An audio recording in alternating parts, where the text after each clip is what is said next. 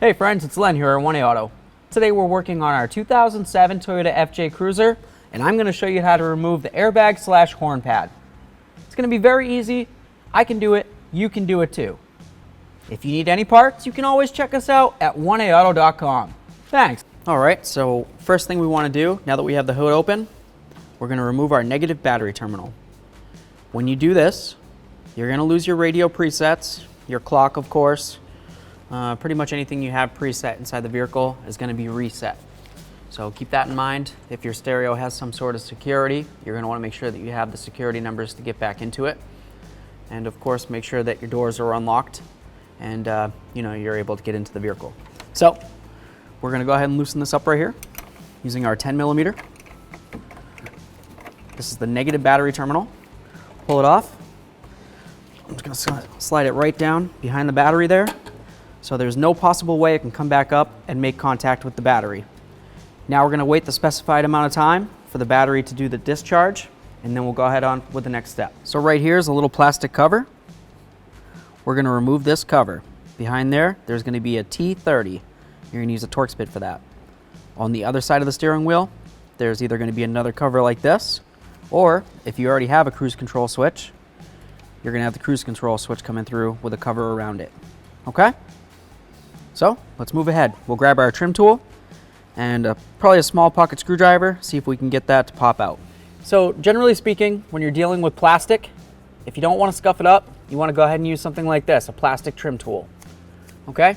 The problem with these is, well, if you can get it in there, usually they're pretty thick and they're very hard to get into tight places. Okay? So I'm just going to go ahead and try to go with a small pocket screwdriver. See if I can find an edge that'll let me in. And try to pop this out of here. There we are. Okay. So, judging by the look of this, the best way to come in looks like it would be from this side right here. Try to go in and then try to give your pocket screwdriver a little twist. It should separate it enough to slide this part out, and then it should come apart. All right, so we'll set that aside. Right inside here is our Torx bit 30. This is what I'm talking about. Looks kind of like a star.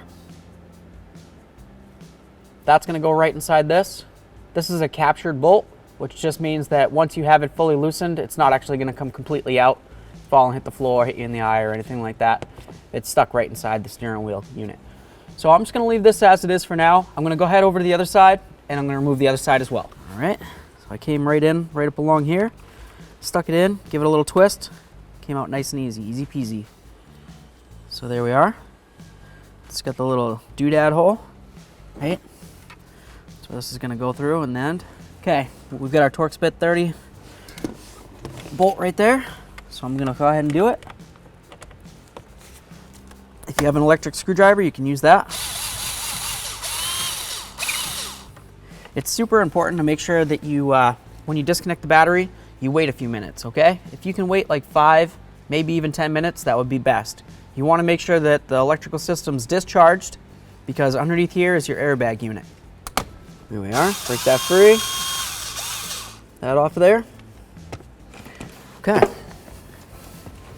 I'm gonna come up here. Just gonna grab this unit right here, give it a little wiggle. There's going to be wiring behind it, so you don't want to go ahead and pull and expect it to just go, I don't know, into the next room. Just give it a nice little tug. And here's all the wiring I'm talking about. You've got this for your horn, and these are for your airbag. So I'm going to grab the horn wire here. This is just a ground wire, so you don't have to necessarily worry about it touching up against anything metal. Okay? Not that it would matter anyway because the battery's disconnected, but just to say. Now these right here, to get them off, what you do is you take your pocket screwdriver, you go in between and try to lift up the little yellow thing in the middle. Okay, I'm just gonna come under it, lift it, come under this one. They should be marked underneath with a specific color so you can't mix up which wire goes where. But in case it's not, I don't know what's under there yet. Orange is on the left, well, the left if you're looking at it, I guess. It would technically be the passenger side if it was on. But anyway, on the left, looking at it, and the black's on the right, okay? So now what we do is just grab these. Go ahead and pull it off. Okay, we got black under there. Black to black, cool. Let's see if we got orange under here. I'm sure we do.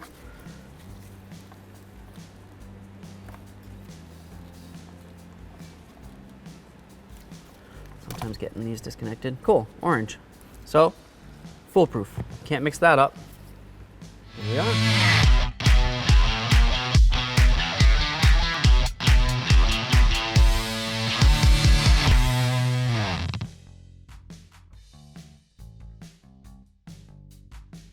Okay, so now it's time to go ahead and install our horn pad / airbag. We've got the back side. We remember orange goes to orange, black to black. That's pretty basic. We don't need to say it, but say it anyway. Try to get the orange in here. There we are.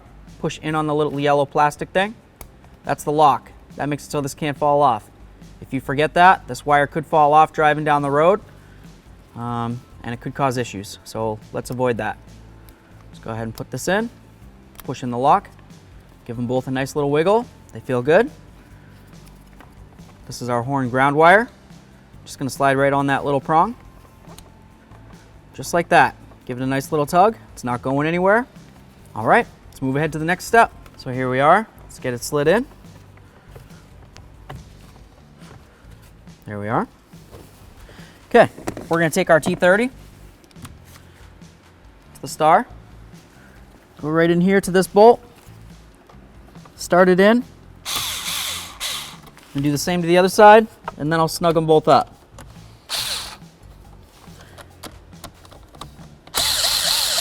Okay, started, the other one started, so I'll just go ahead and snug this one up. Same for this one.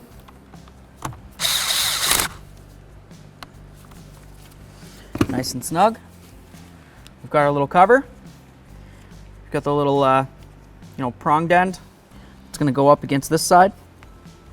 So we'll start in with the forward side. Clip that in. Clean it off, make it look nice and pretty again. Do the same to the other one. This one's got the little hole, okay?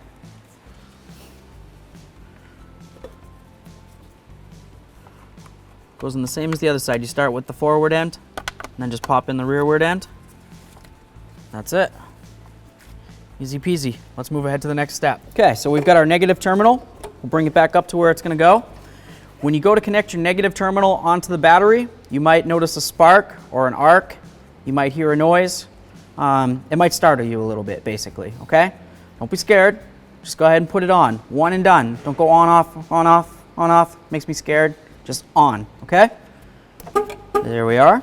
Get that on there. I'm gonna go ahead and snug this up.